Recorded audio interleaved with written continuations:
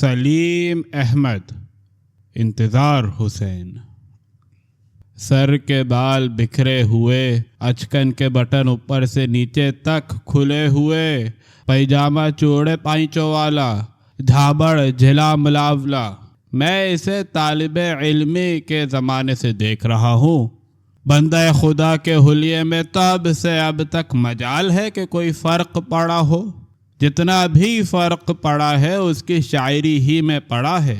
سلیم احمد شروع تو علامہ اقبال کے رنگ میں ہوئے تھے، پھر غزل کہنی شروع کی اور فراق کے اثر میں آ گئے۔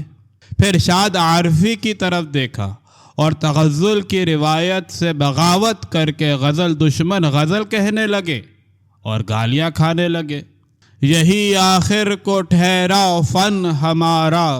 میں نے سلیم احمد سے کہا کہ تمہاری اچکن اور پیجامہ تو اتنا روایتی ہے اور غزل غیر روایتی ہے۔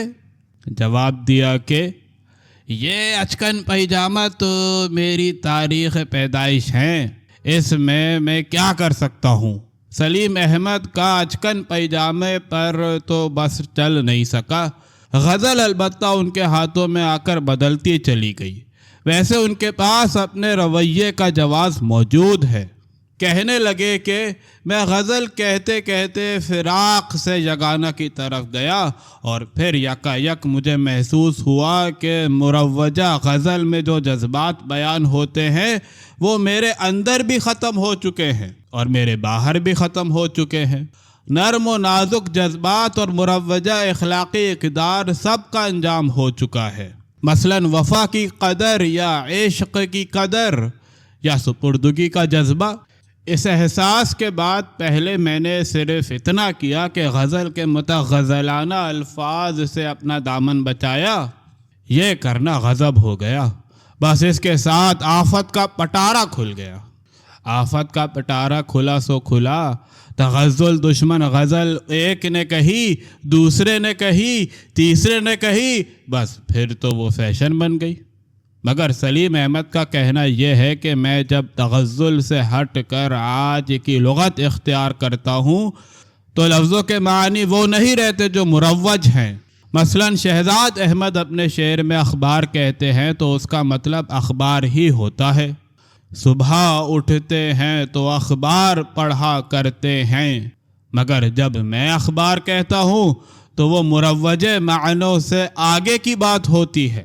شہر دل سے نکالیے اخبار۔ میں نے کہا اچھا یہ بتاؤ کہ یہ تمہاری نئی تغزل دشمن غزل اتنی جلد مردہ کیوں ہو گئی؟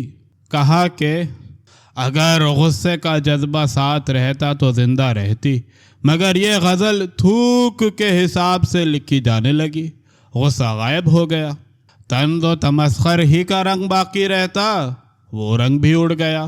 اب یہ غزل اتنی خراب ہو چکی ہے کہ اسے سنبھالا نہیں جا سکتا۔ سلیم احمد بھی تھوڑی دیر پہلے کہہ رہے تھے کہ میں نے عصمت چغتائی سے عرض کیا کہ عصمت آپا آپ کے سب پٹاخوں کو رنجک چاٹ گئی، اور اب میں نے کہا کہ یار سلیم احمد تمہارے بھی سب پٹاخوں کو رنجک چاٹ گئی۔ تغزل والی غزل پہلے ہی تمہیں دغا دے گئی تھی، اب یہ نئی غزل بھی خراب ہو گئی، تم دونوں طرف سے گئے، اب کیا کرو گے؟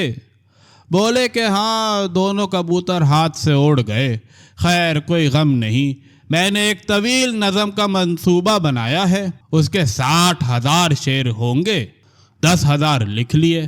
مگر عسکری صاحب کے بیان سے اپنے مضمون کی بسم اللہ کرتے ہو، مگر عسکری صاحب کہتے ہیں کہ پتہ نہیں سلیم میرے نام سے کیا کیا لکھ ڈالتا ہے، تم اپنی دانست میں ان کے مرید اور شاگرد بنے بیٹھے ہو، وہ تمہیں اون نہیں کرتے۔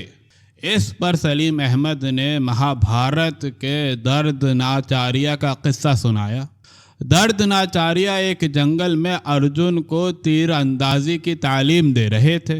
اتنے میں ایک کتا سامنے آیا اور قبل اس کے کہ ارجن تیر چلائے وہ غائب ہو گیا۔ تھوڑی دیر میں وہ پھر نمودار ہوا، مگر اس طرح کہ اس کی زبان پر الٹے تیر لگے ہوئے تھے۔ درد ناچاریہ حیران ہوئے کہ تیر اندازی کا یہ نسخہ کون لے اڑا۔ میں نے تو کسی کو نہیں بتایا تھا۔ ڈھونڈتے ڈھونڈتے ایک جھوپڑی کے پاس پہنچے۔ جھوپڑی کے سامنے ایک تیر انداز کھڑا تیر چلا رہا تھا۔ دردناچاریہ نے پوچھا کہ تو کون ہے؟ کہا مہاراج تمہارا چیلا۔ وہ بولے کہ میں نے تو تجھے کبھی تعلیم نہیں دی۔ تیر انداز جواب میں انہیں جھوپڑی کے اندر لے گیا جہاں دردناچاریہ کا بت رکھا تھا۔